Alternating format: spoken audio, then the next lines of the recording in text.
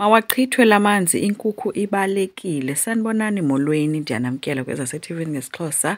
Khubekile ukwenza ke buza kubhuti wakho ubuthetha ngantoni na xa ithi ngeke azayithande le into.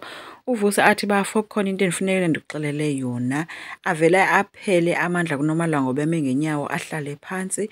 Nogcina ngapha akamencanga kanje kubi nje. Uvuse uvele wathi le nto ekufuneka ndikuxelele yona imayelana nosuku lwakho lomtshato.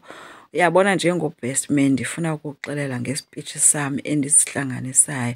Hayi ke baqala bakhululeka ke oogqirho ababini ngoba uVusi akayithethanga le nto koko utshintshe itopiki. Ugcina le ithi uhleli noVusi, uVusi uqumbile uthi ke ugcina kuye oko sibuyile khange uphinde uthethe kwanto. Uthe ke uVusi akho nto ndizoyithetha ngoba wena usifake nje engxakini kwinto enobuxoki phakathi esenza uba sibe ngamaphixiphixi. Kodwa ugcina uthi yena ebezama ukusapota uNomalanga, umntana abantu uyamthanda ukwenza futhi yena uyaxolisa. Becaphuka ke uVusi engafuni nolo xolo nakakade ethi uxokile kum ngoku uzoxolisa. Mna ngoku kufuneka ndiyoxoka kubhuti wam, le nto nje ngumbhedo nje. Ugcina uthe bendithi mna yonke le nto ndiyenzela wena. uNomalanga xa enokwenzo inceda kwawena loo nto leyo. Ukwenzo uzohoya uNomalanga nomntwana. Wonyanya kwaloo nto ke kuVusi esithi akho mntwana apha, ungandixeleli ngesponji mna sikaNomalanga. Ugcina uthe ke uyayazi loo nto kodwa nje ufuna uSibongile abuye na wena, ngoba if angabuya libala ngokuba yi-CEO. uVusi uthe soze yenzeke loo nto. Ugcina uthe uSibongile unamandla okanye sithi upowerful, angayitshintsha ingqondo kakwenzo asilwele esi sikhundla. Ethi umbonile uba wenzeni ngee-drawings, yile nto ayifunayo na leyo. uNomalanga ke uyi-distraction erayithi phaa kukwenzo ukwenzela uba angasifuni kwa esi sikhundla. uVusi khange aphinde athethe ke kodwa ujike nje wamjonga umkakhe. Inoba ke ubemjonga ngelizibuzayo uba ungubani sisi, ngubani lo mntu endithetha naye njengangoku. Aqhubeka ke amalungiselelo omtshato, uPhetheni ufike wayincoma indawo. Ibilungiswa ke nguNomfundo noNeli. uNomfundo uzamile ukuthetha noGcina ethi usenalo ixesha lokuyitshintsha yonke le nto. Thetha noMalanga yeke yonke le nto. Ugcina uthe Nomfundo jongana nezakho iindaba. Uthi ufuna abantu batshate na kutsho uNomfundo, ufuna abantu batshate phezu kobuxoki obunje. Ugcina uthe hayi ke wena wazi kakuhle uba imitshato emininzi ime kanjani, yakhiwe ngaphezu kobuxoki. So uhlukana nobe undixelela yonke into. Wabe sithi ke qhubeka ulungise ii-flowers ezi, uyeka ungena into ongayaziyo nengakufuniyo. Ukwenza bekunawubonakele enoVusi uredi ke for ukutshata enxibe kakuhle. uVusi ke uthe if uyafuna ukutshintsha ingqondo bra ungayitshintsha, sikhulu esi step uzosithatha. Ukwenza uthe akazimiselanga kumphoxa uNomalanga again.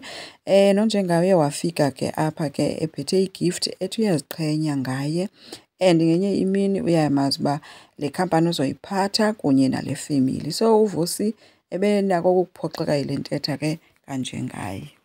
Nonoma ke uredi kwelakhe icala ulungiswa nguGcina. Kufike noPhetheni ke semculela ke uba makoti ngowethu ezompha negift ke ethi uyathandaza uba uthando lwabo luhlale lubagcinile bendawonye ngalo lonke ixesha. Bulele ke usisi. So igift ibizizihlangu, noGcina umphile ke naye eyakhe igift ebiyinecklace.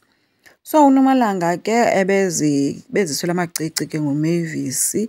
Xa egqiba ke kuhamba nguMavis uvele ufike uVusi ethi mamela ke sisi, kuzawufika ixesha apho ndizodinga khona uncedo lwakho. Ethi ke ngesiZulu bathi ikhotha eyikhothayo engayikhothi iyayikhahlela. uNomalanga ubuze ukuba uyandiblackmaila na. uVusi uthe Nomalanga uyintombazane ehlakaniphileyo, uyandazi uba ndithetha ngantoni. Wathi enye into ke endicela undenzele yona, ndicela uhlukane nonkosikazi wam, akazidingi tshomi ezifana nawe. Wamshiya eyekelele ubuso apho. Uba ebesazi ke uVusi uba ngubani umastermind yayo yonke le nto ngengathethi kanje. Lifikile ke bethini ixesha lokuba umakoti angene apho bekutshatelwa khona ke nokwenzo eberedi. Ungene ke ehamba noSokhambase ke. Lafika ke ixesha lokuba kufakwe ii-rings noMfundisi bekhona. Ukwenzo ke wenza ii-vows zakhe ke. Uthe xa eqala uthethe wavele wabona uSibongile. So yonke into ebeyithetha ebibuyise ii-memories zakhe noSibongile, ethi uyingelosi enhle egqame kakhulu kunazo zonke, muntu omuhle othandwa yile ntliziyo elapha ngaphakathi kum. Undenza ndifune ukunyuka isibhakabhaka ukuze ndiyofika kuwe ndikubambe ngesandla ndibe sendibonisa umhlaba wonke uba finally sendide ndasifumana isithandwa sam. Ndifuna ukuxelela ukuba ndiyakuthanda futhi ndiyohlala ndikuthanda. Ndifuna ukuthi ukusukela namhlanje ube nguwam kuze kube ngunaphakade. Uvele wabuyelwa ziingqondo ke bethuna, xa ibuya ingqondo uncanyiswa nguNomalanga. Wabonakala nje uba udanile. Belindele uba ingathi angabona uSibongile ngoba uvele waphupha emini. Zithethile ke bethuna izithethi, ooVusi noNjengaye.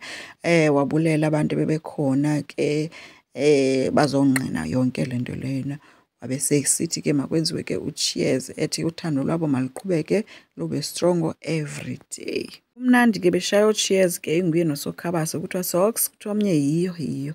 So guys, uKwenzo utshatile noNomalanga. So leni episode nje i-episode engekho mnandi kakhulu. Enkosi, ngicela siqhubeke, subscribe, silike, singekhomenta futhi. Bye.